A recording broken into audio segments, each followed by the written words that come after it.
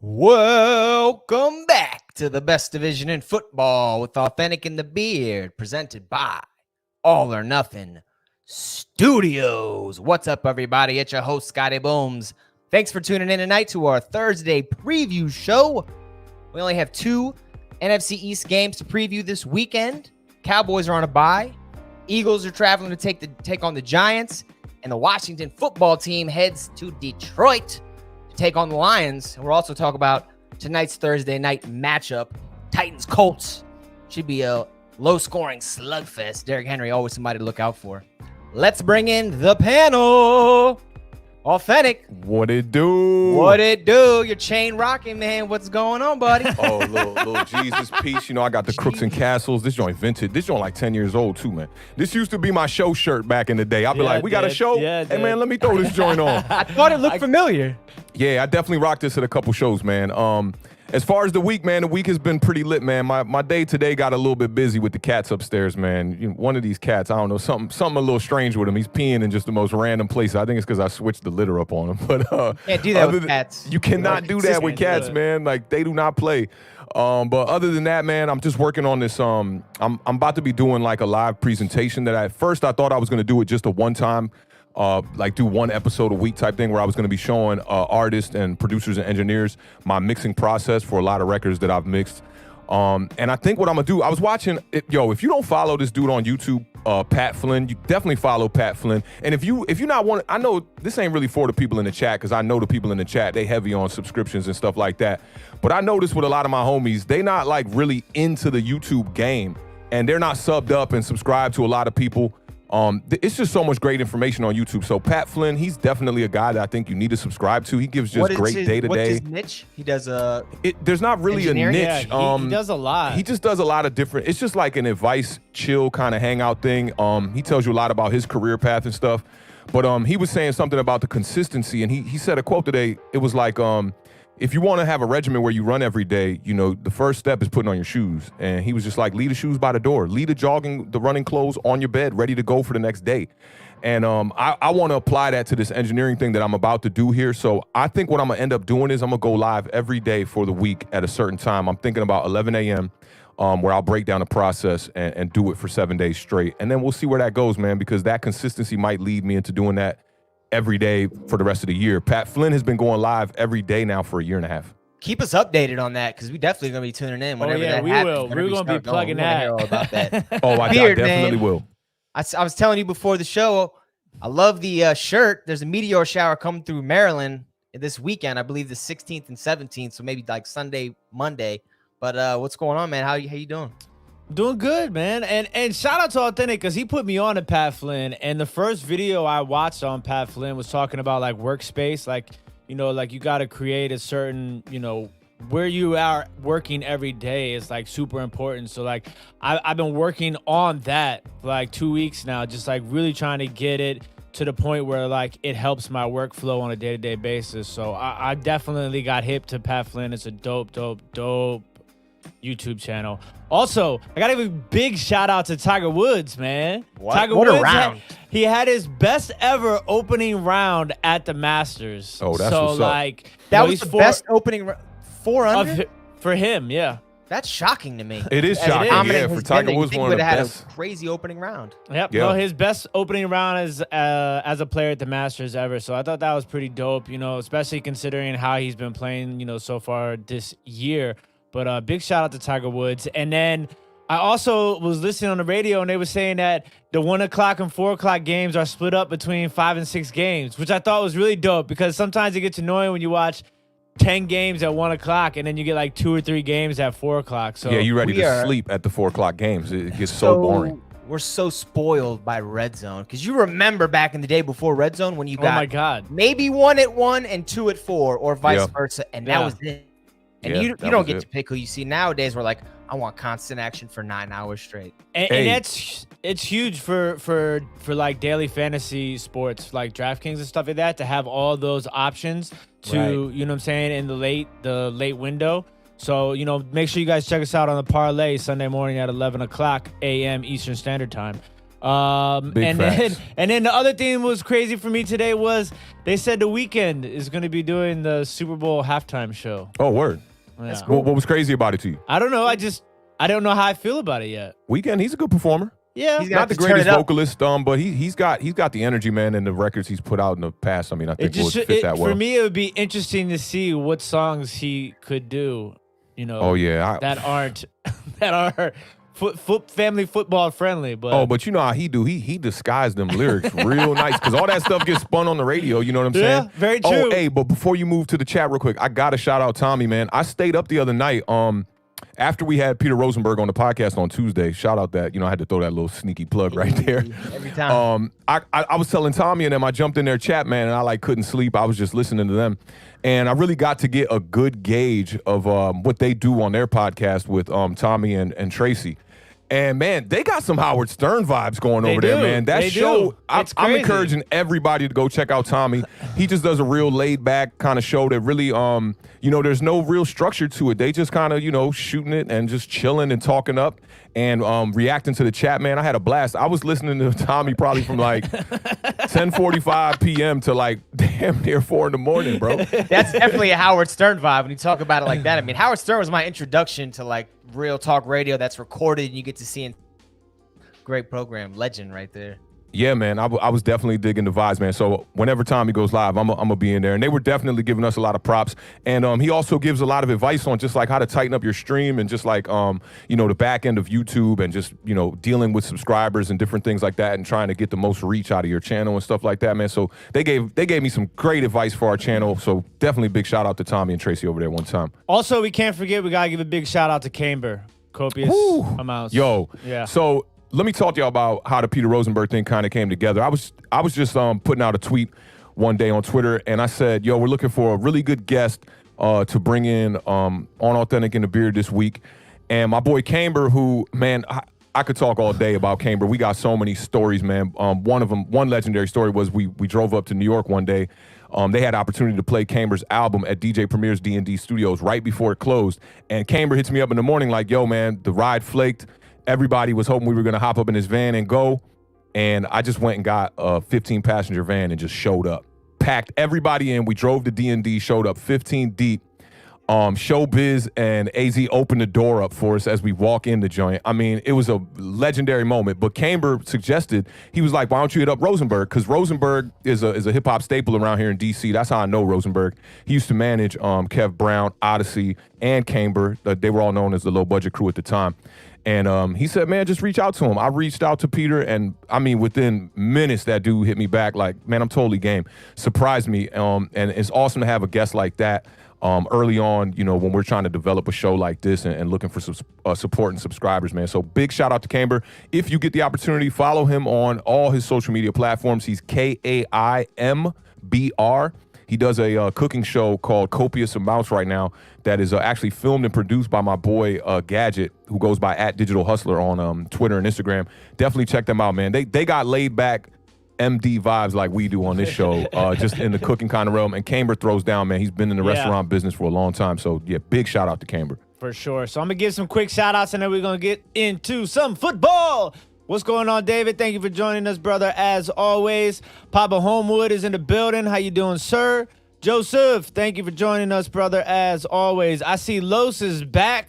What's good, Los? What up, Hey, Los, what up, fam? Perry Mack is in the building. Simon Coleman, thank you for joining us, as Perry Mack. always. We appreciate Giants the love. all day. Simon, what up? Zach Phillips is in the building. You know we getting that dub. Let's go. It's time. We should have got that dub last time. We'll see. Tommy is here. Tommy is here. Shout out to Anthony, Evening Sports Freaks, my man. How Bluegrass, you doing? what up? Bluegrass, What up? thank you for joining us, as always. Lucas, big shout outs to Lucas for hey, sure. big shout out to Lucas, man. Lucas is out here acting like Jerry Maguire out this joint for us, man. Handling these negotiations, trying to get us sponsors. Yo, yeah. When we get that money, Lucas, you know what's up. We gonna send something your way, bro. We appreciate that support, man. I ain't seen Lucas since like damn near high school, bro. Waterfly's in the building. Hey, what up, Sunday's in the Waterfly? building. Sunday in the building. Me and Waterfly always chopping it up in them other streams, man. Having a blast. Monique in the building. Monique, what up? What up? A podcast about. That's a new face. New face. Thank you for joining us. Check out a podcast about, man, if y'all can find that. We appreciate that. Oh, and Ty Jackson is in the building also. Thank you for joining what's us. up, Ty? Ty was here last week, right? Yep. Shout out, Simone is here. Simone in Hey, the Simone, building. you better stop walking by in the background, man. I be seeing you, bro. I be seeing you, bro. Udu Gray Jr. says this Oh, that's is Udu. dope. Hey, Udu. Yo, shout out to Udu. Udu is the owner of House Studios. Word. Hit me up today and said, yo, me and my wife are looking for a way to really get our podcast off the ground. We got all the equipment. He wanted me to help him out with his setup. So tomorrow, that's the first thing on my plate. It's going to be a little late in the afternoon. You know how we do. Shout out House. So, yeah, definitely shout out House Studios and shout out Udu out here one time. Big staple in the hip-hop community in D.C. That's what's up. And then Ben Bayou is What watching up? on Facebook. Hey, Ben Hey. Bayou. Shout out to everybody watching us on Facebook, Twitch, and Periscope, as well as YouTube. Ball, you trying to get that fantasy advice right now. I proposed an idea for our league just today that we deserve a couple more people on the IR, because COVID and Yeah, Mark's injuries. not too happy about that. Yeah, Mark didn't like that. We said it's way too late to make a. You can't make Here's amendments the in thing. middle of I the only season. suggested it because I swear to God, in the beginning of the year, I had 2 spots on the IR. Remember And when we I was trying to talked about tell it. you? I was Yeah. trying to tell you. I was like, man, I tried. It wasn't working for me. And I swear in the beginning of the year, Ben, you haven't answered me when I said that. I said, I swear it was like that at the beginning of the year. He never answered me. It doesn't even warrant a response. I mean, you want something enacted that you dreamed of, so that just doesn't really make a whole lot. Hey, allegedly, I dreamed of it. Allegedly. My favorite word. Until proven guilty, I mean, nobody's right, If we're talking about Scotty the criminal Boomz. justice system. Scotty Boomz and I are playing each other in the for the basement bowl in Troy's fantasy league. Oh, y'all I been keep slumming? forgetting you're in there. What's your name? Because you're not Tim Walk. You're not Walk on Water. No, Haskins for a friend. Terrible name now, right? man. In hindsight, it's horrible. I have a terrible team in that league. That's an embarrassment. Yeah, you're So 2-6, bro. Hey, I'm playing Mike 3-7. Swan in our league this week, and I got Patrick Mahomes, Tyreek Hill on a bye, and You're done. Todd Gurley on a bye. But I made You're a done. move. I scooped up Reynolds, and I scooped up Jared Goff as a stack to replace Tyreek Hill. Watch. Good luck. Good luck. Watch my Giants this week, and watch my fantasy this week.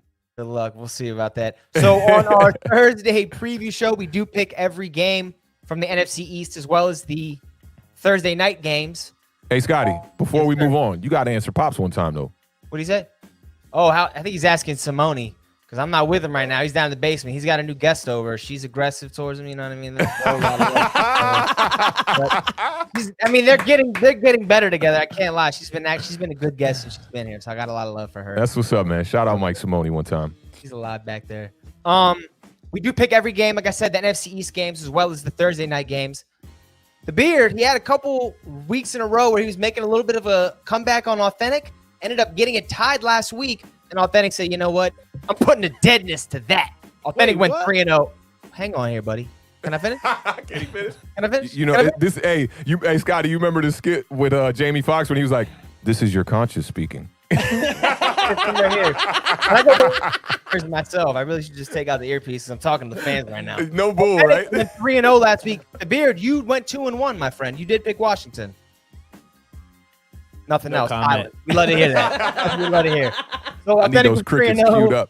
The Beard was 2-1. I went 1-2. I'm having an awful season. Awthentik 22-13 for the season. So Awthentik, you really put some money in these picks, man. You're doing pretty well so far. Let's get right into it. First preview we're going to get into tonight. Washington football team's traveling to Detroit, Michigan to take on the Lions. 1 p.m. kickoff. The Beard, how you feeling about it, man? I'm feeling good. Man. You gotta put yourself on that camera. That was kind of a short intro. Usually, Scotty said, Boomz "Oh, goes that's keep me good. on. I thought we were going to Feeling kick it good. for a second before I did my full intro. Maybe I'm wrong. No, yeah, it's fine. We can ride like this. But, look, I'm just worried about the offensive line. Can they protect Alex Smith? That's my main concern right now because, like I said previously in the last couple of episodes, they're going to be bringing the heat. That's for sure. They're going to be bringing the heat on Alex Smith, the Detroit Lions are. So that's like my main concern. But, the defense for the Detroit Lions is definitely suspect, so it's going to open up some doors for us. So I'm looking for a dub like always. Yeah, I mean, the Lions are definitely suspect. They gave up 275 yards on the ground to the Vikings this past week. I know it's Dalvin Cook, but 22 carries for 206 yards. That's kind of ridiculous. That's 9.4 yards per carry. And Alexander Madison, he had a pretty decent game too with 12 carries, 69 yards, 5.8 on the ground. Kirk Cousins only had to throw the ball 20 times in a 37-20 win. That sounds crazy. He was 13 of 20, 220 yards, 3 touchdowns. Y'all missing that boy yet? You like that, Tim? No, I don't miss Kirk Cousins. You don't like that at all, huh? So you'll take Alex Smith and Kyle Allen over your boy Kirk Cousins these days. You know, I no, I don't want either, but you're putting me in these predicaments I don't like to be put into, man. You know, look, there's nothing we can do about Kirk Cousins gone now. That's in the past. I'm about the present and the future. Yes, and in the present and future, it looks like Washington will be able to run the ball against this team. I've liked Antonio Gibson all year. I mean, he really had a bad game against the Giants, and that was about it. But 5 touchdowns on the year. He's a bright spot for the Washington football team this year, along with Terry McLaurin. So I would look to rely on Antonio Gibson in this game heavy early on, and hopefully that can open up some big plays for Terry McLaurin late in this game. And I want to get to this, before y'all, get into y'all little mix, right? You remember how I was saying that number 1 pass defense was sketchy, right? Remember I told you there's something. It's got to be something, right? That ain't right about that. Dan, you didn't tear us up. I mean, okay, what do you guys say? No, I mean, who we faced. Granted, don't get it twisted, Scotty. I'll roast this Washington football team secondary. Don't line me up in the slot. I'm listening, man. Go ahead, spit your stat that you got, man. They've faced the second fewest pass attempts of any team in the league. Yeah, because we're shut down. Nobody wants to throw against us. That speaks for itself. Man. Come on, man. So the Washington football team's coming off a loss to the Giants, 23-20. They fall to 2-6. Detroit, ugly loss. It was Minnesota, 34-20. Alex Smith getting his first start since 2018. And Awthentik, just so you know, the beard, just so you know, he's 5-0 in his career against the Detroit Lions. Woo! No big deal. Awthentik mentioned Antonio Gibson. He does have a shoulder injury, but he practiced today. He is expected to play. 573 total yards. He's been a weapon for Washington's not good offense. On the other side of the ball, Kenny Golladay has not practiced. Hasn't been out there, but it's in doubt. I don't think he's been ruled out per se, but it's not looking good for him. Matthew Stafford is a different quarterback when Kenny Galladay's on the field. Big facts. Played 5 games. In the 5 games Kenny Galladay's played with Stafford has 10 touchdowns, 3 interceptions. The games Galladay's not on the field, 4 touchdowns, 4 interceptions. Scotty, I'm loving these numbers you presenting right here, man, because I'm definitely right in line with you. Kenny Golladay, it's only 4 full games, too, because in the 5th game, he got hurt early on in the game. They have 3 wins out of the 4 times that he has played the full game. He's the difference. He's definitely the difference maker. And last week when we were talking about the Lions on the parlay, everybody was talking that Marvin Jones might have a big day, right? And I try to tell people I've never been sold on Marvin Jones. He's just not. He ain't it. He's not a number 1 for sure. He's definitely not a number 1. And I think he'd be a great 3. I agree with you on that. He had the touchdown last week early, which I was like, oh, maybe I was wrong on him. But then he ends the day with 3 catches, 43 yards. It's like, Danny Amendola's the one to look out for, though. That's crazy. So as I was doing the stats today, I realized that technically, he's their leading receiver. Amendola. In the season. Yeah. Which could make sense because you've had a banged-up Kenny Golladay. Exactly. But Kenny Golladay definitely has been balling out. He's averaging 68 yards a game, the games that he's in, but he only has 2 touchdowns. He's only played in 4 games. That's a touchdown every other game. Danny Amendola in this last game, one of his most solid games, did not have a touchdown, but 7 catches for 77 yards is super solid. And before we move on real quick, I just want to flip it to the other side of the ball here and team with Alex Smith, because I had some beef with you, Tim. Last week, you remember how you were talking about Alex Smith just dinking and dunking, and you brought up the yards per catch that the Redskins had in the last week's game. So this is just my proof that he wasn't checking down right here. I had to bring this up to you. So we know Alex Smith had 325 yards in that game. He had 1 touchdown, 3 interceptions in the game, and I was talking about how his last 3 throws, 2 of them was interceptions, so that really kind of ruined his day. And what I brought up to you, Tim, was that, the yards per catch is one thing, but the yards per attempt is what you really want to look at to make sure if your quarterback is dinking and dunking. Alex Smith, 10.2 yards per attempt. You want to know what the NFL record was for a season? 15.3. It was Sid Luckman of the 1943 Chicago Bears. It was 10.9. No quarterback in the modern day Super Bowl era has ever averaged over 10 yards an attempt in a season. No way. I don't. The only one. Look, the only one who got close. I looked this up before we got on air. The only one who got close was and he got real close. It was Kurt Warner with 9.9 in 2000. Wait, That's kind of crazy. Did you argue that he was dinky last week when he came in the game? You Yes, watched the and game, I right? was telling him, I said, yo, Alex Smith was slicing us up. And he was like, He had nah, 5 man, he's plays. checking down all the running backs and all this. And I was like, bruh. Cam Sims and McLaurin both had 100 yards. Those are wide receivers. Yeah, but okay. But my point was that it was on the McLaurin play, right, that Alex Smith threw to him, which was a 68-yard touchdown, right? It was a 20-yard throw. Yeah, Okay. the pass was like 15, 20 yards. Okay, yeah. So that's all McLaurin right there. The other two big plays that Cam Sims had, he was pretty much wide open. So, I mean, like, on those 3 catches by Cam Sims, the 1 catch by McLaurin, that's more than half of his yards on 3 passes. I do feel know what I'm like saying? you absolutely. I do hear what you're saying, but I feel like when it comes to Yak, a lot of it you got to give credit to the receiver, obviously, but you also have to give credit to the quarterback because he's giving them the ball where they can catch it and they're immediately going to be able to get more yards. So you got to give Smith credit for even if he's only throwing an 8-yard play or 5-yard play and they take it for 30. That's on the ball placement. But that wasn't the case in the McLaurin play. The McLaurin play, and we broke that one down because I thought he was untouched when I was thinking off my memory, and I went back and looked at it. Missed tackle. It's a missed tackle, but it was from Isaac Yiadom playing cover 2 on the opposite side, who almost made a hell of a play. The quarterback's not going to see that. If that cover 2 corner doesn't step up there, it's caught in stride, and he's just off to the races. Nobody touching him. So I mean, my thing was like, I just thought Alex Smith looked fantastic in the second quarter and in the third quarter and in the beginning of the fourth. It was really just those last 2 throws that were for interceptions. We know that the interception in the first half had a lot to do with the running back falling down on the ground. So I just like giving people credit where it's due. Alex Smith, this is the first time he threw a touchdown since he broke the leg. Yeah. We got to give him his props. Look, he was good. He was good. I'm not debating that he wasn't good. I just personally was looking at it from a different perspective that he wasn't necessarily great. And the other thing is, too, is that you can't, this is the NFL, so it's not like we can't just look at a player minus his mistakes. You know what I'm saying? Not. Because, like, if that was Dwayne Haskins, if Dwayne Haskins would have thrown 300-something yards and sliced up a defense and then threw those 2 of his last 3 passes were interceptions and they lost the game, everybody would have had Dwayne Haskins' head. Yeah, but because it's Alex Smith coming off of a broken leg, we gotta praise him. Nobody praised him. They didn't praise him. I mean, you said he was great. This is the other thing.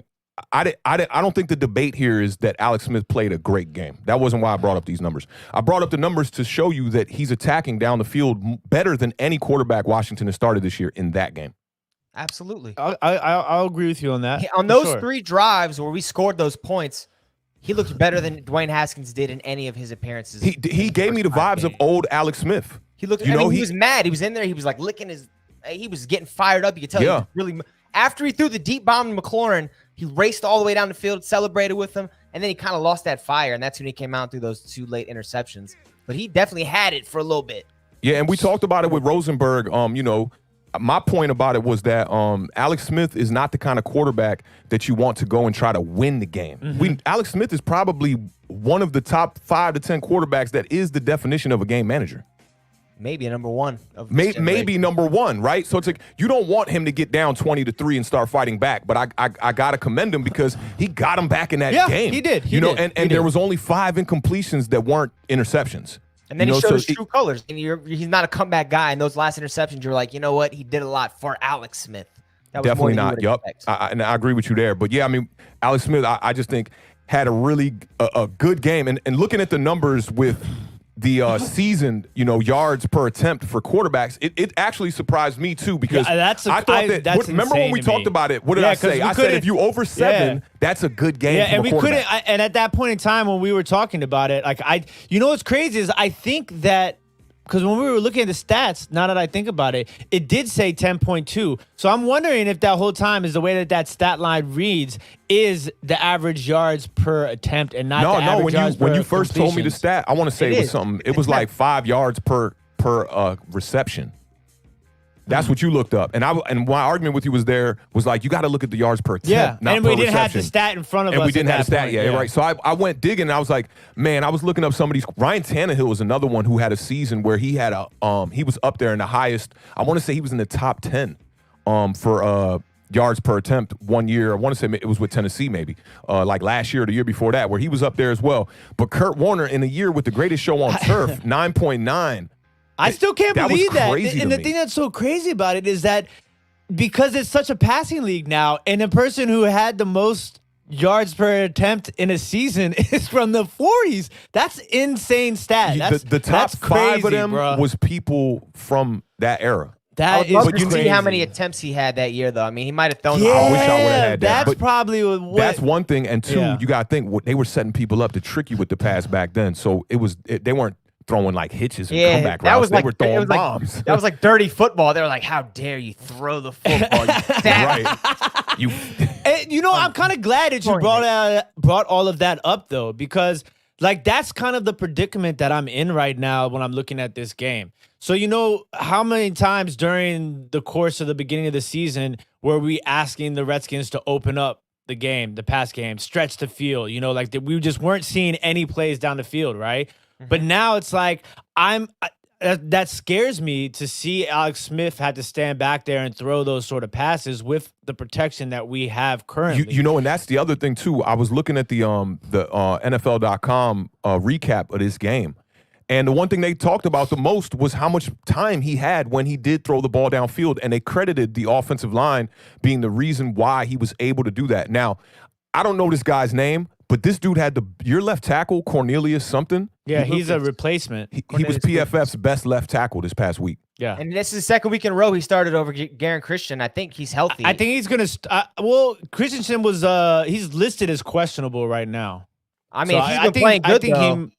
I was watching Street Scores, who's a content creator in Atlanta, but he does Washington football-based content, and he's the one who was saying that about that stat. And I was like, wow, these guys had a backup come in, or not necessarily a backup, but when you lose Trent, this guy's your second option, comes in there and has the top rank. I think maybe to talk about Washington's offensive line being like, poor, we could probably throw that out soon, because Alex Smith looked good. I would hope so. Two sacks, I want to say. I think I sacked 2 times or 3 times. I can't remember. I think that it's going to be more important to get back to the type of game plan that they had against Dallas, against Detroit.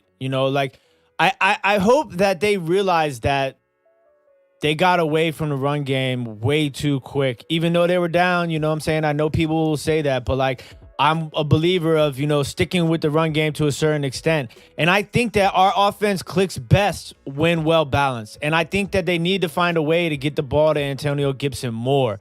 And I hope that Cam Sims is going to be, if Inman comes back and can play, I still would rather see Cam Sims out there. You guys know I've been calling for Cam Sims all year long. Yeah. It's crazy. He always, every time he touches the football field preseason, he always produces. But it's just like just never gets that roster spot when it comes to cuts. It's weird. Yeah, so I think that's going to be. Anybody know what year Cam Sims is in?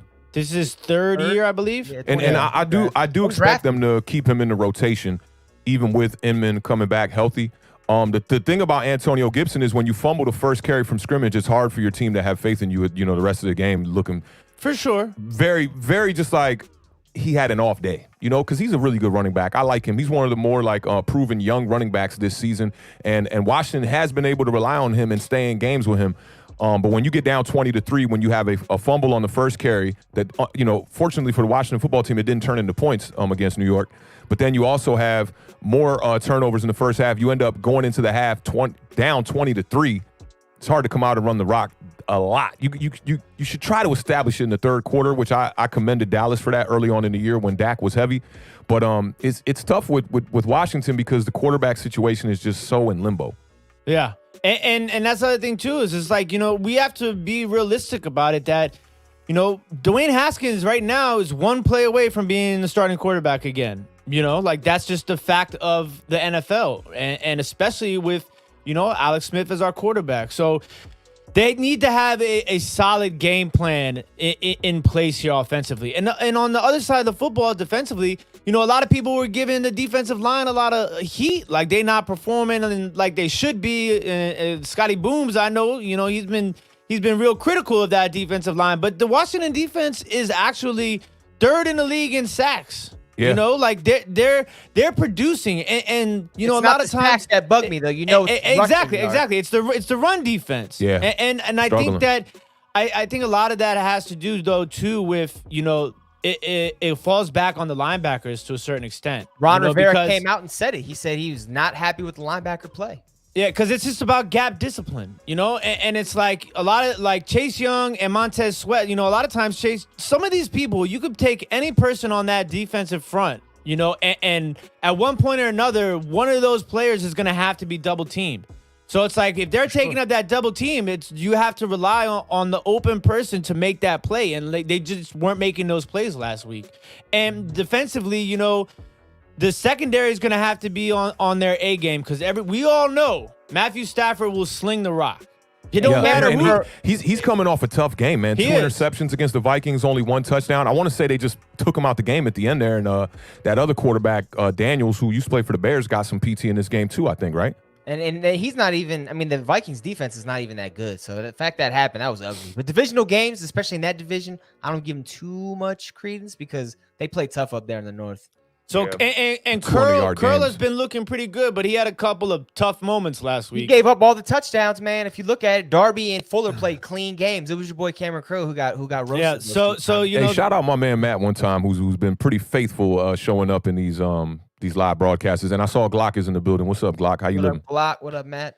So we definitely have to, like tighten up that deep part of the secondary. And Curl is capable. He just, he has to be aware of, which direction he's supposed to be, what portion of the field he's supposed to be taking on the zone, because he was late to react on his, area a couple of times, which led to some big plays.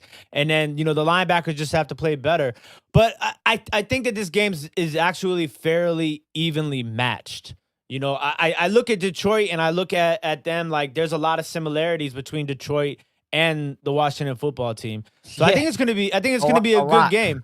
I think that this could be a good. I think if it's a good game, Washington will come out on top of this one. But it won't surprise me if the Lions could come out and just straight blow them out. I think they have the offensive potential to be able to put up a lot of passing yards on this defense. So the Bear, before we move past that, we've kind of been rotating 4 different guys in those inside linebacker spots. We've had John Bostic, your boy, Cole Holcomb, Pierre Lewis. Who do you want to see as like 2 stalwarts to put in there to really solidify this inside run defense where it's been weak? I mean, Cole Holcomb's my guy. I think Cole Holcomb is he's still a little raw though. That's the only thing. But it takes a while. I think middle linebacker, the athleticism is day one, but as far as like you're talking about gap discipline, that could take a while. Yeah, like and over pursuing and things like and contain and being able to cover on the pass, like that. Those are all those little things that a lot of people, the average person watching football on the couch doesn't necessarily put into play when they're like viewing a defensive player, especially a linebacker. I feel like they need to zoom the camera out a little bit on NFL broadcast, bro. Like, you see Terry McLaurin fly off the line. In 4 steps, he's out of the camera. I don't even know what's going on. Quarterback throws the ball, and then finally you seeing it happening. It's like, like that, Tim's comment right there made me think about that because, like, I'm an avid football fan, and I played ball. I understand the game. But, like, when I watch it, I'm like, oh, they benched Andrew Thomas?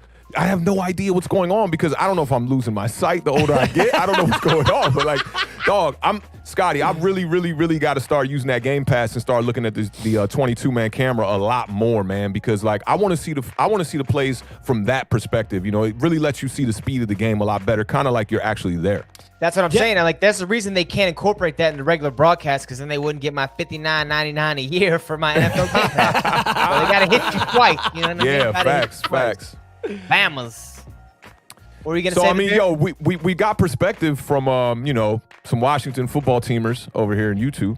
We got some perspective from a New York Giants fan in this game, even though the Giants aren't going to be involved in that one. You think it's time we get a Midwest perspective? I think so. You got a guest? We got a guest. We got another surprise guest one time in the building. After Tuesday, I don't know who to expect, man.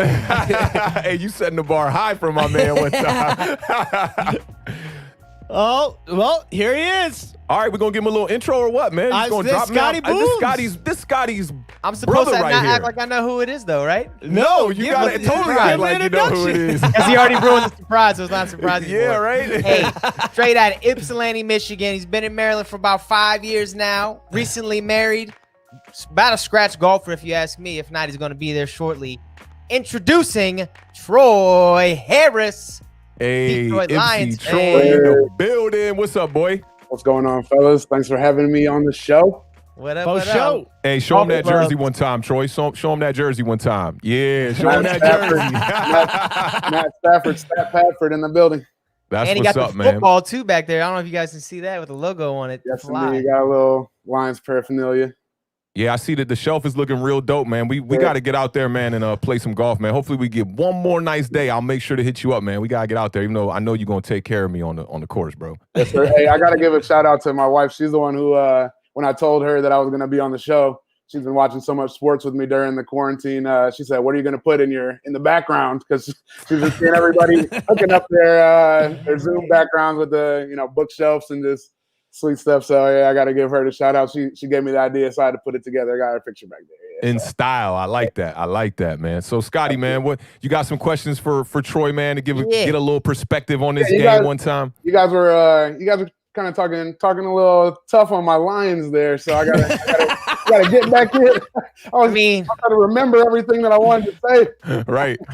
Kenny Hey, Galladay, bro. Hey, Troy, dog, I'll be this for one game, bro. Yeah, no. I know it's blown out, but that's one game, man, bro. Man. You know how it is, man. The memory be crazy, man. It'd be crazy. Can't remember a thing. Awthentik, man, you got a printer, bro? You got to hook me up. I'm penciling Yeah, paper man. over Shout here, out man. to Maria, man. She blessed me with a incredible printer, man. I mean, it can print photos. It can print like color. It can do like glossy, matte. I mean, it's over there. It's Talking about huge Maria printer. Rivera? What's up? Maria, I'm gonna man. Come on, Yeah, I'm gonna bro. need some of them printers. Hook me up. Let me know the Hey, deal. she blessed me. I know Maria be on what's the joint? Is it QVC? Is that QVC. where- Yeah. She be That's on a great channel. QVC a lot. You remember how my Dukes used to be on QVC Oh back in the yeah, day? I definitely remember. QVC have you spending a lot of bread, but they got great deals, man. They got great They're deals. making that So money. They got they want to know too. what you're swinging with these days, Troy. What kind of clubs you rocking these days? What's your set? Right now, I have a set of their JPX 900, some Mizunos, JPX 900 forged. Yes, What's up? indeed. Yep. Just got a couple new clubs too. Put a little driving iron in the bag. Bryson DeChambeau inspired. It's Yeah. funny. A second ago, Awthentik was like, "Yeah, we might get one or two more Nah, yeah, I'll be rounds in going- Troy." There's no off season for Troy. He's from Michigan. My man will play 12 months a year. He'll be out there. No, Out there golfing in a first down. I For feel sure. you. Most definitely. Yeah, we'll get a couple, definitely a few more good days. And we'll get out Dog, there. I'm using some pings from like 1987, dog. My clubs the grips are terrible. Those pings sell really well. I sold a couple that I found. Oh, that's why they was missing from my bag, huh? and then the picker. Of course, the picker's got to chime in. Well, let me tell you about Ping Golf Club. Great prices. Come on. Facts, boy, facts. All right, let's get into it real quick. This is only the sixth game since 1950 between quarterbacks that were selected number one overall with at least 30,000 pass yards and 190 plus touchdown passes. So a little nugget for you guys to chew on there. What class is this? This is the game we're talking about, Washington versus Detroit. They're just number Yep. one overall picks with more than 30,000 pass yards and 190 touchdown passes. Only sixth time ever. So not bad. That's what's up. Good stats. Troy, we're starting with you. I want to know, since you are inside the Lions community, you got a good feel of the pulse of the Leos fan base. What is the feeling about rookie running back DeAndre Swift? He's only averaging about 10 Good touches question. a game. You guys ready to give the rookie a full load, a three down type back, or is he still going to be a scat back, just when they need him and AP ain't ready? I don't know if he's ready to carry the full load necessarily. I think he's done a decent job. I think the stats are a little bit misleading. I looked at him a little bit earlier. I think he's got around 50 carries. He's got like 250 yards, but he has one 50-yard run. So outside of that, it's like he's got like a 4.6 average or 4.5 yard average, something like that. But you take that one out, it's really more around 3.5. So he's not really doing too much with his touches. He does a little bit better in the pass game than AP, but you guys know that AP is just viable. Takes a lot of. I think he may progress a little quicker if it wasn't for that. I think he's learning a lot from him. Yeah. But at the same time, I think it's kind of stagnating him a little bit too. But yeah, I don't know. I don't know if he's panned out exactly the way that I anticipated, but I think he's a good back though. I think he's definitely a complimentary back. These days, you can't really have just one running back, so And do you think Matt Patricia, because, I mean, we know Belichick was famous for that, never really featuring one guy. I mean, week to week, he would feature different running backs in all the Super Bowls. Do you think Patricia kind of took that over from Belichick where he has, I mean, he's got 3 legit running backs. Kerryon Johnson's still there too, I believe. Does he do that type of style? I mean, I think you throw the legit word around a little bit loosely when describing these running backs, but I mean, they're 3 guys and they are all, I guess, viable, I would say more so. Kerryon is the same way. He hasn't really panned out exactly the way that Lions fans had hoped. But, yeah, I mean, Patricia, if that's the thing that he carried over is carrying 3 running backs, I think that's pretty representative of the job that he's done as the Lions football coach, because that's pretty useless, you know what I mean? Like, I think 3 running backs are the least of the Lions' worries right now. I mean, we need to find maybe one good one solid one, and do some other things personnel-wise and just, like, scheme-wise outside of that. But Troy, I'd like to see Swift get more carries. You know, he's only had over 10 carries 2 times this season, right? That's the criminal. 2 times that he had over 10 carries, I know in one of those games he averaged like 5.8 yards per carry, and the other game it was even higher than that. So I would like to see them kind of do what the Washington football team was doing with Antonio Gibson and giving him a little bit more of a workload, maybe 12, 13 carries a game, because then we could at least find out if he's the kind of running back that gets better with the touches, kind of like what Zeke Elliott was early on in his career. You could minus this year, and a couple other running backs where they needed the carries to actually get going. That rhythm. Yeah, I think that stat, like those yards per carry stats, like I said, are a touch misleading because he has had some big runs. Yeah, that's kind of ballooned that yards per carry a little bit. I would like to know, and I don't have this stat. I wish I did. How many like negative runs he has, or how many runs that are like for 1 or 2 yards. And I think that's Scotty looked like he might have that. Yeah, that's what man, I'm just saying, as being a Detroit Lions fan, we remember Barry Sanders' career. That was my man's move. He would go -3, -2, -1, 89-yard touchdown run, looking real good in the box score. But he might be that kind of running back, maybe. Yeah. Yeah, that's facts. Giants have dealt with that a lot with Saquon Barkley, man. You know, you pretty much are waiting on the home run hit. Are you still a little salty, Troy, that he dropped the game winner week 1? I forgot about that. I just think that was a tough moment for him. Like, I think, you know, I wasn't necessarily salty, I would say. I felt worse for him than I felt upset about losing the game because, you know, I Lions. Yeah, exactly. Like, SOL, man. Same old Lions. Like, we lose all the time. SOL. in the most heartbreaking ways possible. So that was like another one. But at the same time, it's like, man, I felt bad for him. That was his NFL debut too. You know what I mean? So Right. That's a crazy way to come into the NFL, having a chance to be the hero, and then you're just the butt. Not the zero. The crazy, rabid Detroit sports talk media.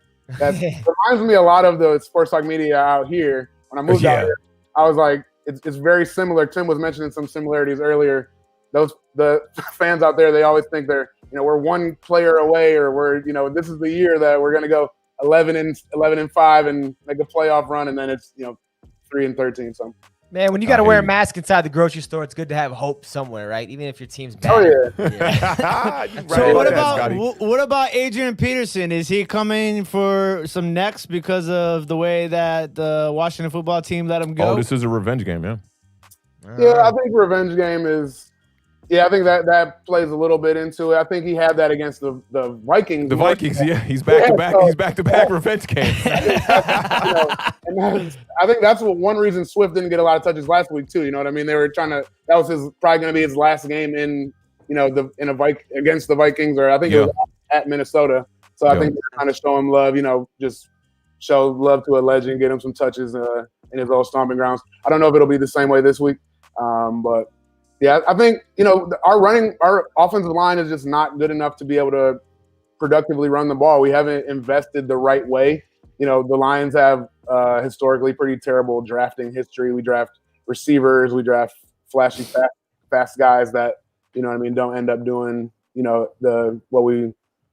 just contributed in a way that would make sense. You know what I mean? When you haven't had 100-yard rushers in a long time and, that kind of stuff. So, yeah, I don't think that they've done what they needed to do draft-wise to be able to just expect to be able to run the ball successfully. It's just kind of like hoping, like just saying we need to run the ball well and not doing the things behind the scenes that. And it's been like that for a while for y'all, man. I mean, going back to even Reggie Bush. I mean, there's been running back issues for a long time. Before DeAndre Swift ran for 100 yards, I believe Bush was the last running back that the Lions had that was a 100-yard rusher, and that was going on like a 6-7 year stretch. It was like almost an NFL record, I think, of games played without a 100-yard rusher, and that's like Matt Stafford's entire career, essentially.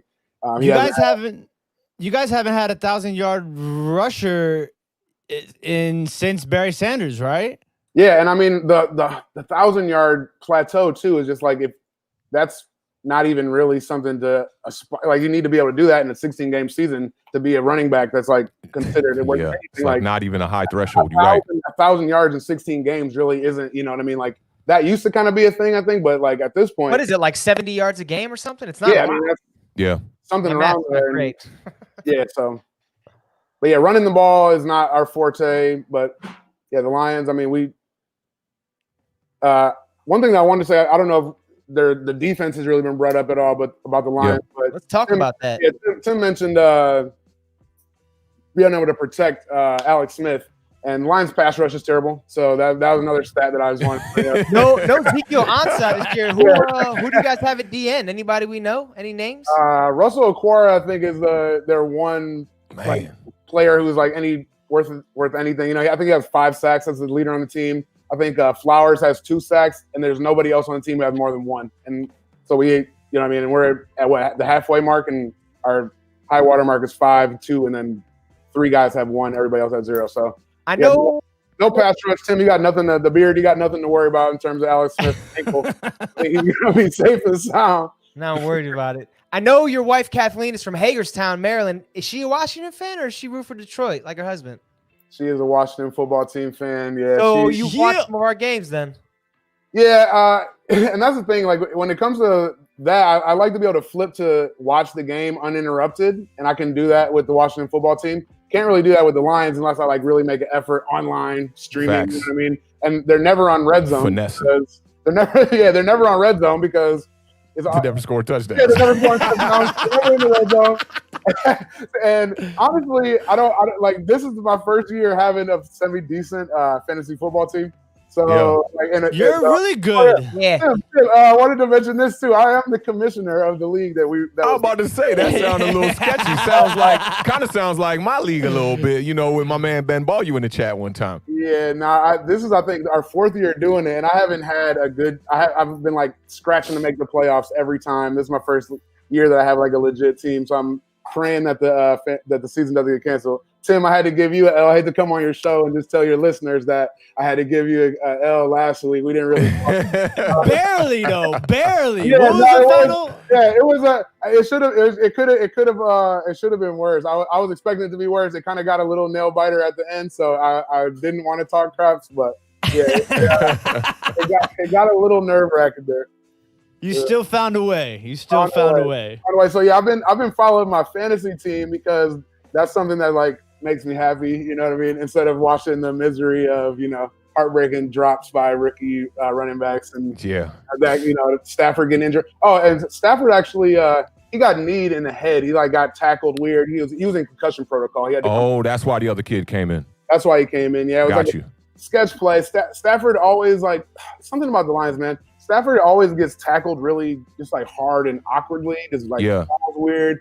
It's funny now that you're saying it. I remember the hit too. He was stepping up in the pocket and it kind of crushed down on him. He kind of folded up, and the guy kind of just like 2 guys kind of came up on him, and I think one knee got caught like under the back of his helmet. But Calvin was the same way. Calvin Johnson, when he before he untimely retirement, he used to just fall hard. You know what I mean? And just like that's crazy because y'all had 2 untimely retirements. You had Barry Sanders and you guys are calling them they're untimely for the fans. The players knew what they were doing. They were like, you know what? I've spent about a decade here, and I'm out. Barry Sanders didn't say it, but Calvin Johnson has since came out and said like, if the Lions were winning more, I would have stayed. I definitely would have played longer. And it was like, I mean, Calvin Johnson was he was a different breed. Like, DK Metcalf reminds me a lot of Calvin Johnson. Yeah. But like Calvin Johnson was just like, the other day I was listening to a bunch of ex-players talk about like some of the craziest people that they faced during their time in the league. And like 9 out of 10 people mentioned Calvin Johnson, like just like lining up against him. You knew Like if he was gonna get the ball, there was no way that you could really stop him. Like they showed an image where it was literally they were in the red zone and it was just Calvin Johnson out wide and two, DBs right in front of him. Like you don't see that anymore. Like they literally had to put two people on him at all times. It was crazy. That's pretty insane. While we're here, Troy, man, you want to give us a pick and a score for the Lions-Washington game, man? Yeah, come on, Troy. Let me see that pride, man. Let me see that pride, boy. Write these down too, buddy. So I was assuming you guys were gonna ask that. I thought a little bit about it. That's what we like to prepare. I was assuming you guys were gonna ask about that. Man. No, but yeah, I don't know. I mean, I kind of went back and forth a little bit. I do think it'll probably be a close game. Kenny Golladay likely is not gonna play. I would assume. I think there's really no reason at this point. You know what I mean? He's in a contract year too. He's potentially going to be a free agent. So either way, whatever they're kind of thinking, whether it's long-term investment for them, trade asset or not trade at this point, but just like in free agency, I don't know what they're thinking necessarily, but I don't think there's any reason to rush him back. Is basically what I'm saying. I agree. The game is semi-meaningless. I mean, we're in a division where Green Bay at this point, they seem to be the team to be. I think the Vikings are looking like they're going to make a kind of a comeback. How many wins do the Vikings have right now? 3, right? Yeah, but I think they've won 2 in a row, and I think they got one unlikely win over Green Bay, and then they beat us. You know what I mean? They gave up all those huge number of rushing yards, kind of dominated us. You know what I mean? So the score wasn't really indicative even of how that game really played out. I saw a lot of that game because Dalvin Cook was just running all over the field. He was all over red zone. All over it. It's crazy. I saw the Lions defense getting gashed a lot, so I didn't see a whole lot of Stafford. But score-wise, did you pick the Lions? I didn't hear. He didn't pick yet. He didn't pick yet. Not yet. No, I was giving him a little. Yeah, no, I think I got the Lions 23-21. That's what I'm talking about, dog. That's what I'm talking about, dog. Ipsy in the house. 23-21. I don't think that the Redskins offense will be, the Washington football team's offense will be productive necessarily. I think there'll probably be one fluky touchdown, either special, not necessarily fluky, but special teams touchdown, defensive score. You know what I mean? Something that's, I don't think that they'll good 2 field goals. Scotty Boomz' face right now. The best you got for us is a fluky touchdown. Come on. No, I think they'll be able to do make a couple offensive touchdowns, but not, you know what I mean? It won't be all 3. Yeah. Alex, so you said 23-20? 23-21. 23-21. Okay. We got written down, etched in stone now. Authentic, did you just have to switch your score up? Did you have the same score? I see you over there writing something Nah, down. You got to ask the Beard about that. He the one who be having, he be like, 23-21. Yeah. Right. Whatever you say, he'll say. That's why I'm going to ask you first, because I can write them both down at the same time once you answer. Right. So I guess I could make my pick now. I'm going with Troy. I think the Lions are going to win this game. I want the Lions to win this game because I need more space for my Giants to, create a little lane for them to get to the top of this division. And I think Matthew Stafford's just not going to come out and have 2 terrible games. I mean, the 2 interceptions last week really hurt him. And I do think they're going to give the rookie a little bit more of a load with the carries. So I'll go 27-13 Lions. 13, all right. The Beard, man, we need you. We need you. I'm going with my good old burgundy and gold. That's what I'm talking about. Do we have closed caption translation that we can put at the bottom of what he just said right there?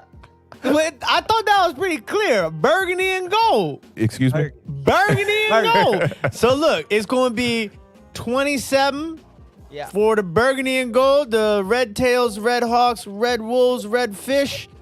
And then Detroit's Lions is going to have, what did I say? How many Washington was going to have? 27? Yeah. I'm glad you think about these picks beforehand, man. and so Detroit's going to have 21. 27-21. All right. 27-21, burgundy and gold. I mean, He took a little bit of my score with that 27. I don't like Detroit without Kenny Golladay, man. That really scares me because I love Matt Stafford. I'm a Matt Stafford dude since day one, even though he's killed Washington a lot in the past. But I think without Kenny Golladay, they are a different offense. And as I'm saying this, I'm looking down at what I wrote, and I picked the Lions. I'm going to flip it. I'm going to take the Washington football team 24 Alex Smith redemption tour, and we might see Dwayne Haskins in this game. We might see him. Throw that in there, too, if you guys are recording this. I know you two. Hey, Troy, before we get out of here and we get this commercial break, before we send you off, I want to know real quickly, 1 sentence, 2 sentences on each guy. What you think about Dwayne Haskins and what you think about Daniel Jones? Dwayne Haskins, I think, is good. Cooked. Good physical tools. I think there's something to the leadership. You know what I mean? Because there are too many people who have said it. I heard things about Urban Meyer, having similar thoughts, and like too much about that. Daniel Jones, I liked what Rosenberg said. He does a lot of good stuff. He doesn't play scared. He's going to throw a lot of good touchdowns. He's going to make a lot of good plays. He's going to force it a little bit sometimes, and he's going to make some like young mistakes. I think the fumbles, not necessarily. It's not a good thing, but it's not terrible. Most quarterbacks lead, just in terms of like all-time fumbles, just because they get tackled without knowing they're getting tackled. They're not like running backs who are protecting the ball. They got their hands on the ball. They're getting ready to throw. You know what I mean? You got to have a little bit of pocket awareness, obviously. But at the same time, it's just like sometimes you get blindside hit. Sometimes you're scrambling to make a play and just the ball gets hit. So some of those fumbles are a little bit, not necessarily all just terrible performance. But Daniel Jones, I think, does have the chance to be quarterback of the future in New York. Dwayne Haskins, he may play this year, but I think the writing is on the wall for him. If Ron Rivera is going to be here, he's pretty much kind of showing what he thinks about him. I know he said he hasn't given up on him, but yeah, doesn't seem so. I agree with a lot of that assessment. I can remember talking, and the reason why I asked you about that too is because dealing with Matthew Stafford, he was one of those quarterbacks I feel like he was on the cusp of like being really good in some people's eyes and not being that great in other people's eyes. And it reminds me of a conversation I had with Patrick like a few years ago where he was saying Matthew Stafford was a bum, and I was like, "What kind of football are you watching here?" And it's like those kind of quarterbacks who don't necessarily get the game-winning drive or are winning a lot of games. I feel like they get a lot more flack. People even talking like that about Matt Ryan, who had an MVP season just a couple years ago, and this year is balling out as well, So I like to give quarterbacks enough to be able to gauge them. I think that, honestly, if I could say something about Stafford, like I would take Stafford over Matt Ryan. I think if Matt Stafford has elite tools that Matt Ryan doesn't have, and he would be able to be a championship quarterback in a better organization. Like he's a quarterback who may not be in the top necessarily like elite tier, but he's in the tier right after that, where if you're in a good situation, if he was the quarterback, let's just say of like the Steelers or of the Eagles, oh my God, like the Green Bay Packers, necessarily, subtracting Aaron Rodgers. But if he like didn't go 8 years without a 100-yard rusher, if he didn't go all these years with terrible defenses, terrible coaching staffs, the organization is just like not run well, like he would be able to be very, very successful. You put him on the Falcons instead of Matt Ryan. I think he would go crazy. I think they would have been one. You know what I mean? Like Matt Ryan is like nice, but at the same time, Matt Stafford I think is way better than Matt Ryan, to be quite honest. Okay, and lastly, do you think that Matt Stafford will retire a Lion? I mean, I don't know that it will necessarily be up to him. I think that he's not going to like try to go anywhere. He's not going to do like the decision like LeBron and try to go, try free agency and see who wants to sign him, because, somebody would probably be interested, but at the same time, it's not going to be anybody who's in a situation that you necessarily want to go to, because those teams have quarterbacks. So facts. I think that he probably will. He is the best quarterback in Lions franchise history. Yeah. Number 2, maybe Rodney Peete. Nah, I think. I don't know. I mean, hey, I'm over here acting like I know Lions football. I thought it was a great question, though, for sure, man. These guys, I mean, there's some other guys that you could possibly name, but when it just comes to like eye test and physical skills, he's facts, far and away the best. And then in terms of just like game-winning drives, you can look at stats, everything. Like he checks every box. He's top of them. You know what I mean? He's way up there. And then he was injured a lot. He broke his back twice in or once in 2 consecutive seasons. He had 2 separate spinal cord injuries. So that's you know what I mean. You can't really like. It's tough to kind of measure him. He's got a lot of unfinished seasons. Early on, he had a broken collarbone. He's just like crazy stuff. But he's talent-wise, he's way up there. But the Lions are just they didn't do right by him. Now he makes some turnovers, but all quarterbacks do. He's not the top elite, but he's right. He's right under there. And if it wasn't he wasn't on the Lions, it would be a lot different story, I think. Facts, 100, man. Troy, man, thank you for pulling up, man, and giving us a little bit of Lions input, and because we don't know nothing about the Lions over here. Yeah, we only know about the best division in football over here. I like the Lions. I'm a Lions fan. I appreciate you guys let me come on and get some takes off. I respect what you guys do. It's a little, it's not easy, so I always love tuning in, seeing you guys chop it up in the chat. So respect, and I'll keep tuning in for the rest of the season. Appreciate that, fam. Let's get to this commercial break, man. Yo, thank you again, Troy. We appreciate you, bro. Sure, thanks, Coming back with trivia time. Hang tight. 8 seconds.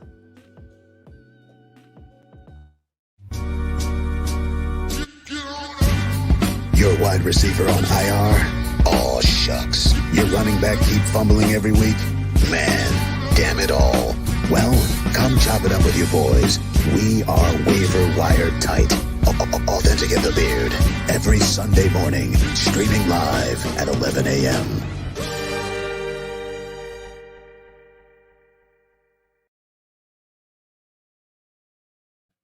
Check us out every Sunday morning, 11 a.m. The Parlay, talking about all the games. We'll pick them over-unders and the against the spread, and we'll also do some fantasy plays as well. It's always a fun show. The live chat gets pretty intense. Let me finish my Washington score real quick before I got really interrupted. I had Washington. Yeah, do that, man. Do 24, that. Lions 21. Write that down. 24-21, 27-17, and 27. What did he steal? 21. Yeah. 27-29. Mike Simone said you stole some of mine, some of Troy's. I agree. Yo, you know what's crazy? The Washington football team hasn't scored 30 points in like 2 years. Is that you remember the Giant streak? You remember the Giant streak? That just was us 2 years ago. Yeah. I mean, crazy. What's crazy? I think it sounds about right. To What's me. crazy? What's crazy is you know how people got they set up sentence though. That's Tim's joint, man. You know what's crazy? Because it makes people like, It's raining outside today. With that being said, that's one of my jokes. Shooter had one. I couldn't stand it. At the end of the day, man, shut your ass two things up. for sure, one thing's for certain. There it is right there. The best one right there. Two things for sure, one thing for certain. You can't beat it. Oh, man. Can't Dog, beat you it. can't People have are them kind of conversations. This sounds like an important statement that's about to follow this, but it never is. It's never important. All right, chat. Hope you guys are ready. We are doing some trivia. Awthentik and the Beard present trivia time. Trivia time. Ooh, yeah. We got 1, 2, 3, 4 questions for the panel tonight. Chat, feel free to chime in if you know the answers. We're starting with the Beard this week. You also we came off a tie. I won on Tuesday. They both tied up 1-1. The chat The victory won. goes to me. Hey, Lucas, I'm checking, bro. Chat. I don't see in the it. chat together. We're all the way. All right, 4 We sent questions. it to like a group of us. It's like a new text message thing on Facebook. Oh, no, I didn't see that. Awthentik. Didn't see it. Are you ready? Born ready. Let's get it. The Beard, you ready? Let's make it quick, man. We're up against the clock, man. 2-minute drill. Question number 1. Who currently leads the NFL in receiving yards through week 9? This on me or Tim first? On me first. Okay. Stephon Diggs. Stephon Diggs. I'm going to go ahead and, I don't know. I might have just read this. This could be completely wrong. I'm going to go Julio Jones. Stephon Diggs is the correct answer. The Beard takes. Good stuff. DK Metcalf, number 2. Travis Kelce, number 3. Ooh, DK. Tight end number 3. That's good. 11 players in NFL history have eclipsed 300 games played. 9 of those 11 are kickers. Name the 2 non-kickers who have played more than 300 games in the NFL. This one's on me. I'll go. We alternate. 300 is, I can't remember where Eli was at. I'll go Brett Favre, Eli Manning. The Beard. I'm gonna say Frank Gore and Brett Favre. Brett Favre is correct. Jerry Rice is the second answer we were looking for. 302 and 303. Brady's going to hit that mark. You good at this trivia stuff, Frank man. Gore, though, got to be up there, you know? Coming up with these on my own. These are tough ones. Which Dallas Cowboys quarterback, love throwing them under the bus, fumbled a record 5 times in 4 Super Bowl appearances? Oh, I mean, that kind of says it right there. Is this on Tim or me? It's on the Beard. It's always Troy Aikman? Yeah, I got 4 Super Bowl appearances. Yeah, it's got to be. Roger Staubach is the correct answer. You ain't even let me answer, though, but all right. I was leaning towards Troy Aikman. I thought about Roger. I did think about Roger, but I didn't think he had 4 Super Bowl appearances. Because look, Troy Aikman was only in 3, I think, not 4. That's why I slipped that one up. Slipped it. Which number is bigger, Calvin Johnson's career receiving yards or Barry Sanders' career rushing yards? Authentic. Ooh, That's a good one. That's a good one that's leading a up to this really Detroit game. Good question. I'm going to go ahead and just go with Calvin Johnson. The beard. I'm going to go with Calvin Johnson also.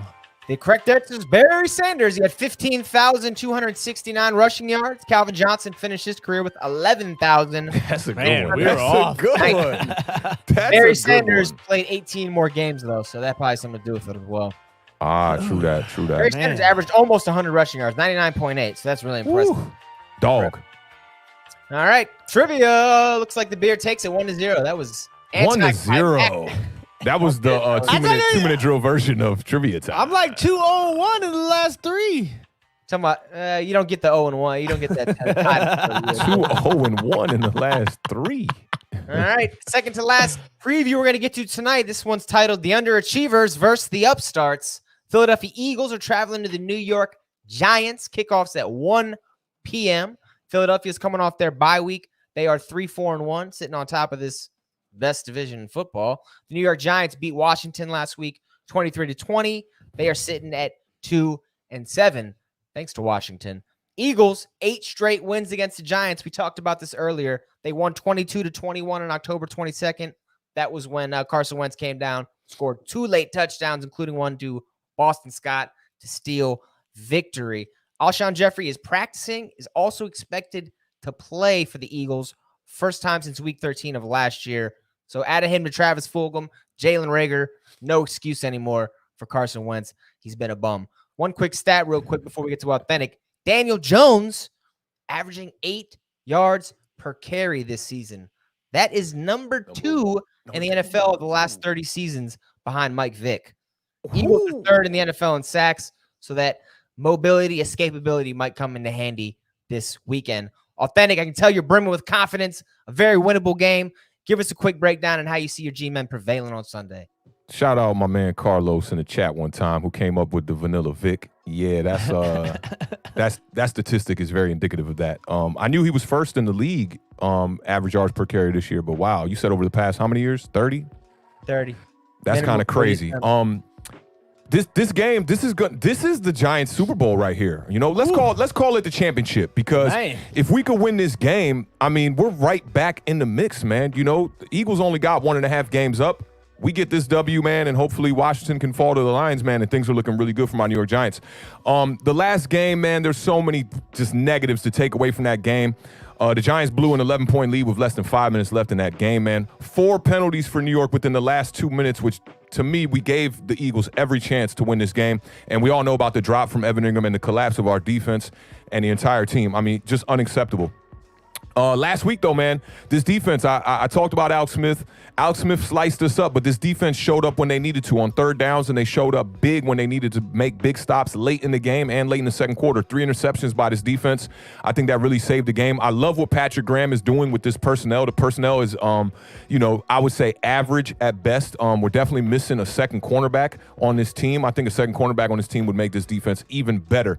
Giants defense is second in takeaways this year with 15. We only had 16 all of last year. So just look at that improvement from James Betcher going to Patrick Graham. It's been amazing here. We're facing the Eagles, who lead the league in turnovers with 17 and also have allowed the most sacks of any team in the NFL with 32 sacks allowed on Carson Wentz, which that's just awful. They got to clean that up. Giants are going to need a repeat performance this week, I feel like. And, you know, we can't go into this game, get up 20-3 like we did against Washington, and then go into the second half and only put up 3 points and get outscored 20-3. That's a no-no this week. Giants got to clean it up on offense, got to clean up the penalties and the turnovers, man. You know, Daniel Jones had the funny fumble last week that he ended up getting. He got it back. No turnovers on the day. I need another repeat performance from him as well. The problem I think that's going to be a challenge for the Giants defense this week is going to be Cooper barking in the background. It's going to be crazy. It's like it's going to be Miles Sanders and Alshon Jeffrey, man. They're coming back, man. They're healthy in this game. So I think for the secondary, this is going to be a task. I think the one advantage is that they haven't had a lot of time to practice with Alshon Jeffries, but Miles Sanders should be able to come in and just be a plug-and-play piece at running back. The Giants' offensive line, man, since Will Hernandez didn't get to play this last game because of COVID, offensive line looked amazing, man. I like what I'm seeing out of Shane Lemieux. I like what I'm seeing out of Matt Pert. They stepped up big. Giants have been doing a little bit of rotation on the offensive line. Cam Fleming seeing some better time over there at right tackle. I like what I'm seeing there too. And the offensive line is another one that's going to have a repeat performance in this game against the Eagles. I love what I saw from Daniel Jones. Just that fumble I was talking about was a little bit funny. He's trying to scramble, make a play out the pocket, and just loses the ball. And the other thing I think he needs to clean up with this offensive line, who I do think was improved, they allowed him to get sacked 5 times, and which I'm okay if we can come out of this Philadelphia Eagles game with 5 sacks as long as Daniel Jones can protect the ball like he did on that last play where Curl came in on an untouched blitz, blind side, those are them hits. I remember when I played Pee Wee football. That was the last time I played defense. In high school, I was the wide receiver who would practice against the defense. I never practiced on defensive days for real. And those were the kind of hits that I just craved. You know, you quarterback not seeing it, and you just, I'm about to blast him. Wow. You know what I'm saying? So you got to love that Daniel Jones held on to the ball. Facts. I mean, that's just major, man. So, yeah, those are the things I'm looking for in this game. Sterling Shepard, we're going to need another big game out of him. I think we're going to see some snaps from Golden Tate in this game, although he was put on punishment and was in the doghouse last week. He got hurt, too. He got hurt? I didn't even know he got hurt. Yeah, he got hurt. Oh, he got hurt in practice. Okay, so what I'm seeing, though, is that Golden Tate is expected to play. I saw Joe Judge press conference yesterday. He said he is expected to play. Good. You will see his role get back to normal. But Austin Mack, I'm looking for Austin Mack to come out in his second game, maybe as a starter. We don't know yet. And continue to show up, man. He had big plays last week, and I think that aided in the good play from Daniel Jones. More of that. I think we're going to see Daniel Jones come out in this game. I'm going to give you my score right now since we're kind of late. I think the Giants are going to take this game 24-19. 24-19. I'll tell you what, because Awthentik brought up one of the biggest points that has been on my mind about this matchup all week, and that's basically, I saw that stat about the Giants and where they ranked in takeaways, and immediately I think about Carson Wentz, and I'm like, the guy's a turnover machine.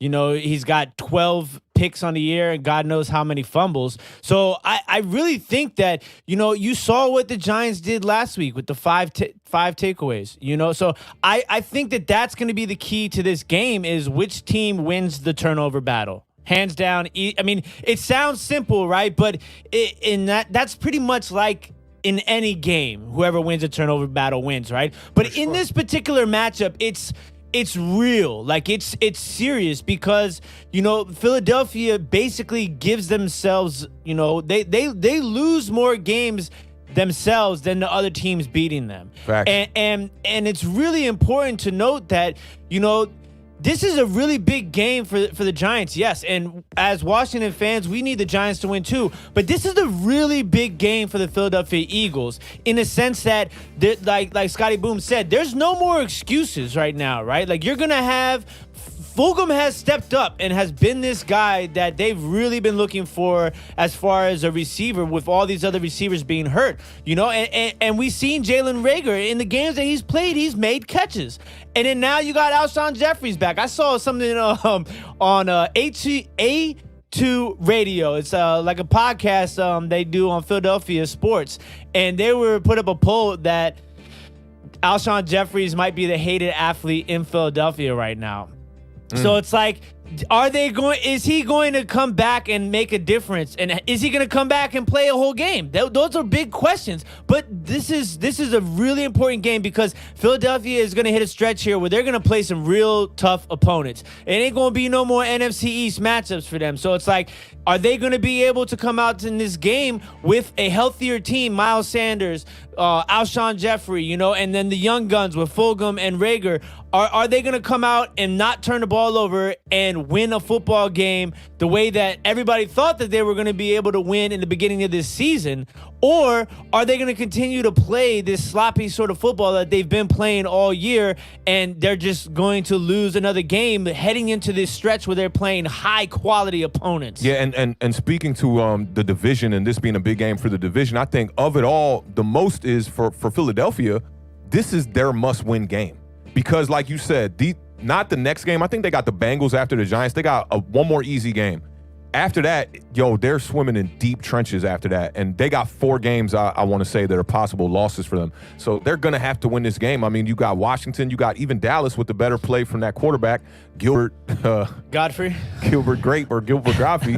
He's been playing well. And if he can continue to play like that, I think Dallas could find themselves in the mix in this division. We know Washington is still in the mix in this division, especially with Alex Smith playing a little bit better. We know we got some quarterback play there, a bit of a backbone with Kyle Allen going out.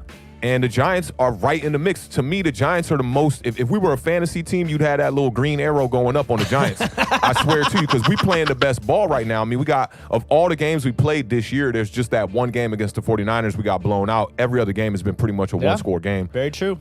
So I mean, this is a pivotal week, man. Week 10, I'm glad that Washington, and I'm even more glad that my New York Giants are still in the mix and we can watch some meaningful football, for the next couple of weeks, especially if the Giants can win this game, man. And look, if the standings weren't the way that they were, part of me probably would pick Philadelphia to win this game, but I am going to pick the Giants to win this game, and I think the Giants are going to win by a final score of 21-20. See, I know how Tim do. He'll speak on what he want to happen. Yeah, he want the Giants to win. Speak it into existence. Try to speak it into existence. I hope you think it's gonna happen too, because we count these scores. I wrote down Eagles, but then I wrote down 28-28. I don't know what. Oh, you better pick them Eagles. Are you picking 11-5? You said 11-5 or no 11-4-1? 28-24. Eagles 28-24. Yeah, I got to take Eagles. They're both taking Giants. I got ground to make up in the standings, so go ahead and give me that. That's facts. Anything else you want to add real quick? I mean, I really think that's it for this game. Somebody in the chat actually had a really good question. I want to scroll back to that one. Was it the Pettis? Yeah, that's a good point right there. I'm a little unsure what Pettis could come in and do, especially this early in this game. I think with Golden Tate coming back, we're not going to see a lot from him. I don't even know if he can be activated for this game. I'm not too sure. But I don't think we see a lot from Pettis this game. But I do think in the future, man, he could be a guy, man. I mean, he was a high draft pick, right? I'm not too sure what round he was drafted in, but I do remember him being pretty highly touted when he first got over there with the 49ers.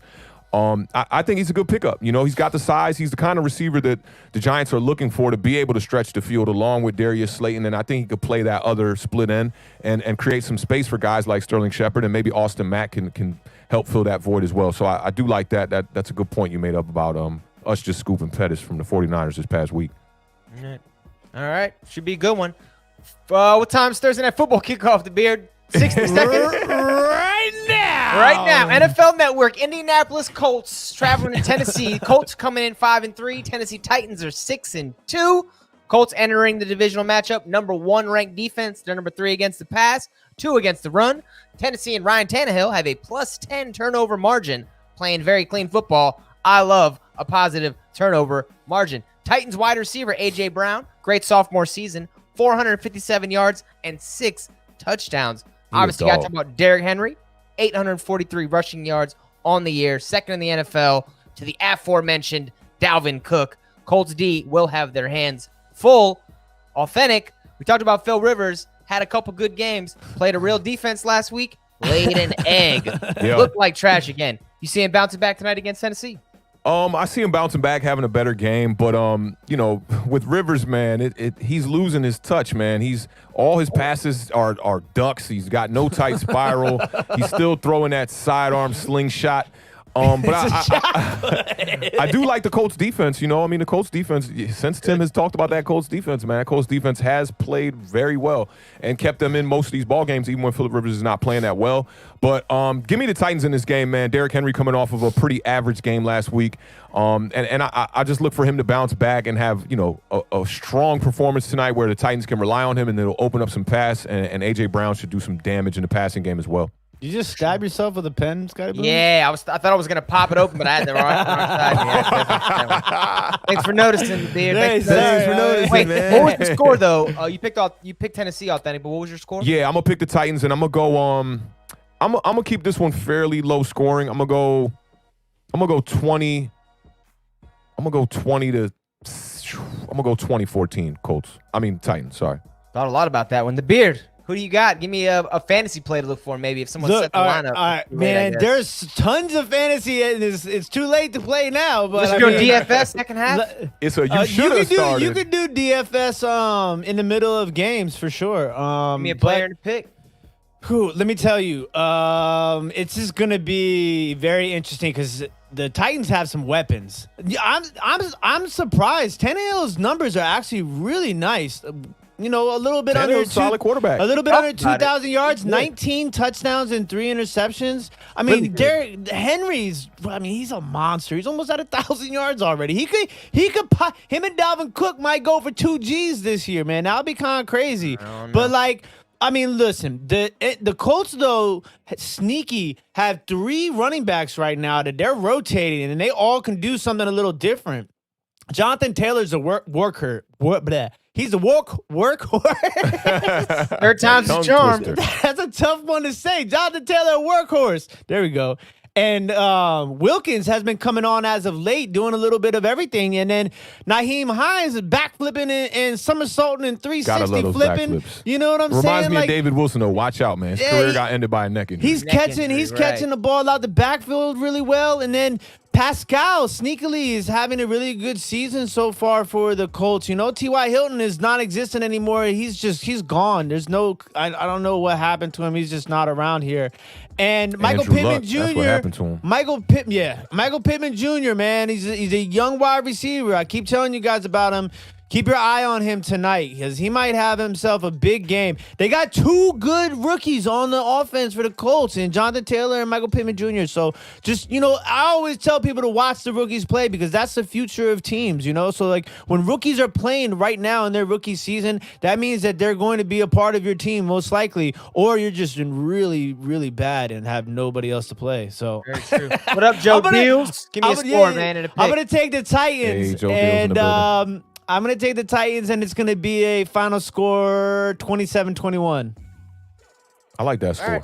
I'm flipping it. I had Tennessee. I will now take the Colts. 24. You do this every week, and that's why you're in the bottom of the digging standings. that hole, Scotty. One of these weeks, it's going to work out for me well, and then we will see about it.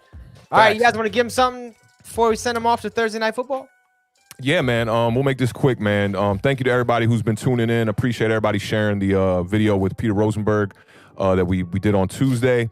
And man, yo, everybody on all these platforms supporting us. It's just amazing, man. Instagram being one of the only platforms we really can't live stream to. But shout out to the people who are liking our posts and sharing our stuff. I like to call Instagram the fake it till you make it social media platform. And to everybody that's watching on Facebook, got them out there, man. You guys be angry on Facebook. Everybody want to argue on Facebook. I try to put out some positive light today on my Facebook. Man, people was arguing with the positive light. I'm like, man, y'all miserable over here, man. So, you know, just, try to uplift people as much as you can, man. We all in this together, man. And I think the COVID situation is letting y'all know, man, like this is more about humanity than anything else, man. So let's be decent. You know what I'm saying? And if you can lift somebody up and you can help somebody out, man, do that. So I've been trying to play my part and do that more with this podcast. And like I told you, I'm about to do this mixing class that I'm about to be doing. I'm going to do that for a week. 7 days straight. So look forward to that, man. And again, I appreciate all of y'all, man. Like the people in this chat have turned into my true family, man. I got a lot of love and a lot of respect for all y'all. The Beard, man. Send them off right. Hey, just shout out everybody over on Twitch, Periscope, Facebook. You know, y'all been showing us nothing but love. Everybody in the chat, like it really does mean a lot to us. We're gonna try and start uploading some pre-recorded content as well. We did upload the Peter Rosenberg interview to the page, so make sure you guys go give that a view. It was a great interview. Give it some thumbs up, you know, some comments, share the video out. That'd be real dope. And then definitely looking forward to Sunday morning, 11 o'clock a.m. the parlay. it's just that show's been getting better and better every week, and tonight too, man. Everybody's showing up. Like, the show is growing, so it's like, we appreciate seeing all the same faces every week. But shout out to all the new people too. Like, we saw a bunch of new people tonight, so we hope you guys liked what you saw and you subscribed. And we're looking forward to the next show on Sunday. Absolutely. I know we're running a little bit late, but I wrote this down and it's only relevant today, so I got to get through it real quick. Do it. I got to give bro. some special recognition to a civil rights icon that we lost this week. Lucille Bridges died on Tuesday. She was one of the first women to break through the segregated educational system of the Deep South. 1960, she enrolled her African-American daughter in an all-white school in New Orleans. Her daughter, Ruby, that's the famous one we all know from the Norman Rockwell painting. Every single day that school year, she escorted her daughter to this school, enduring the racist vitriol that you couldn't even, you'd shudder to imagine it today. We can't even comprehend what she went through, but she did it. She did it for her daughter, but she did it for the future and the progress of this country to make it a better place than it is today. So you got to commend her bravery on that. Lucille Bridges, rest in power. November 14th is going to be the 70th anniversary of that date. So we all got to keep that in mind. That's major, when bro. You know that's we're major. doing the right thing, keep doing it, and don't listen to the haters. I'm glad you brought some light to that, bro, because that's great advice right there. Have a beautiful evening, everybody. Thanks for tuning in. Sorry we kept you late. We'll see you guys Sunday morning. Best division in football. Peace, y'all. Peace.